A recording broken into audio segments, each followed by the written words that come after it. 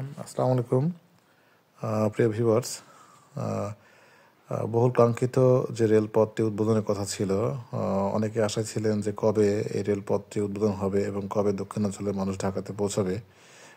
আসলে সেই দ্বার উন্মোচিত হয়েছে গতকাল 24শে ডিসেম্বর 2024। এই দিনটি আসলে দক্ষিণাঞ্চলের মানুষের জন্য একটি স্পেশাল দিন, কারণ এই রেলপথটা কিন্তু ঢাকা থেকে পদ্মা সেতু হয়ে যশোর খুলনা হয়ে বেনাপোলে চলে গেছে। অর্থাৎ খুলনা, যশোর, নড়াইল, তারপরে গোপালগঞ্জ, বরিশাল এই অঞ্চলের মানুষের জন্য এই রেলপথটা অত্যন্ত গুরুত্বপূর্ণ ভূমিকা পালন করবে। এই রেলপথে আসলে যারা এই রেলপথে চলাচল করেছেন দক্ষিণবঙ্গের মানুষ, তারাই এর ব্যাপারটা ভালোভাবে বুঝবেন। কারণ হলো, পূর্বে যারা ঢাকা থেকে খুলনাতে পৌঁছাইছেন তাদের কমপক্ষে 10 থেকে 12 ঘন্টা সময় লাগতো, কিন্তু এখন আর 10 থেকে 12 ঘন্টা সময় লাগবে না। ঢাকা থেকে খুলনার ডিস্টেন্স প্রায় 215 কিলোমিটার কমে গেছে, যার ফলে ঢাকা থেকে খুলনা যেতে মাত্র 3 থেকে 3.5 ঘন্টা সময় লাগবে। যদি 100 কিলোমিটার বেগে ট্রেন চলাচল করতে পারে এবং রেলওয়ে কর্তৃপক্ষ যদি ঠিক মতো মেনটেন্যান্স করতে পারে, রেলপথটা যদি চলাচলের উপযোগী রাখতে পারে, সেক্ষেত্রে 3 ঘন্টার বেশি সময় লাগবে না। আর যদি কোনো কারণে মেনটেন্যান্স ঠিক মতো না হয়, দেখা যাবে যে রেলপথটি গতি কমে যাবে এবং প্রত্যেকটা স্টেশনে যদি স্টপেজ দেওয়া হয়, এমনিতেই আরও সময় কমে যাবে। এখন যেমন ঢাকা সরাসরি হচ্ছে যে দুইটা ট্রেন উদ্বোধন করা হয়েছে, একটা রূপসী বাংলা, আরেকটি হচ্ছে জাহানাবাদ এক্সপ্রেস। এই দুইটা ট্রেন সকাল বিকাল চলাচল করবে। তো সেক্ষেত্রে যদি প্রত্যেকটি স্টেশনে থামে, তখন এমনিতেই সময় একটু বেশি লাগবে।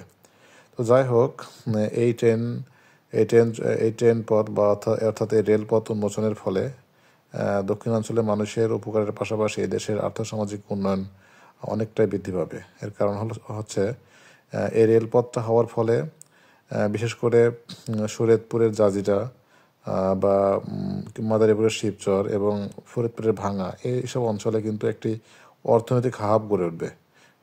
এই রেলপথকে কেন্দ্র করেই এই সমস্ত ইন্ডাস্ট্রি হওয়ার সম্ভাবনা অনেক বেড়ে যাবে।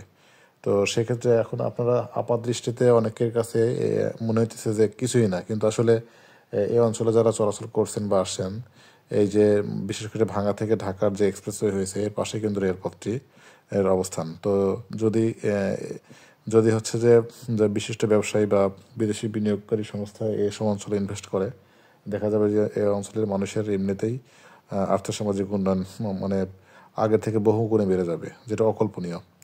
তারপরে যতটুকু শুনেছি যে ভাঙা থেকে বরিশালের একটি রেলপথ হওয়ার কথা আছে, এটার ফিজিবিলিটি স্টাডিও শেষ।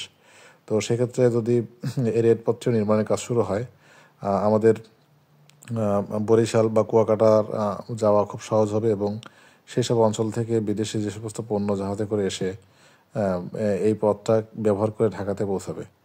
তো বুঝতে পারছেন কতটা গুরুত্বপূর্ণ ছিল এই রেলপথ, যেটা আসলে স্বপ্নের মতো সবার কাছে কাজ করছে। তো অনেক মানুষ আসলে এই উদ্বোধনের সময় উচ্ছ্বসিত এবং যাতায়াত করছে, যেটা আসলে অকল্পনীয়। তো ভাড়া সহনীয় হওয়ায়, নিরাপদ জার্নি হওয়ায় অনেকেরই পছন্দের রেলপথ।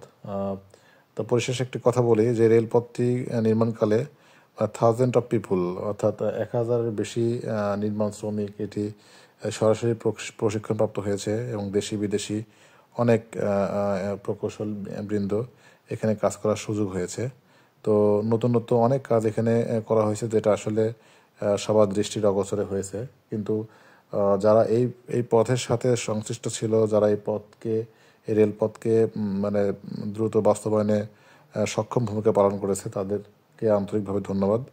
তো প্রিয় ভিউয়ার্স, আপনারা সবাই দোয়া করবেন যেন বাংলাদেশ এভাবেই সামনের দিকে এগিয়ে যায়, বিশ্বের বুকে একটি সমৃদ্ধশালী দেশ হিসাবে পরিচিত।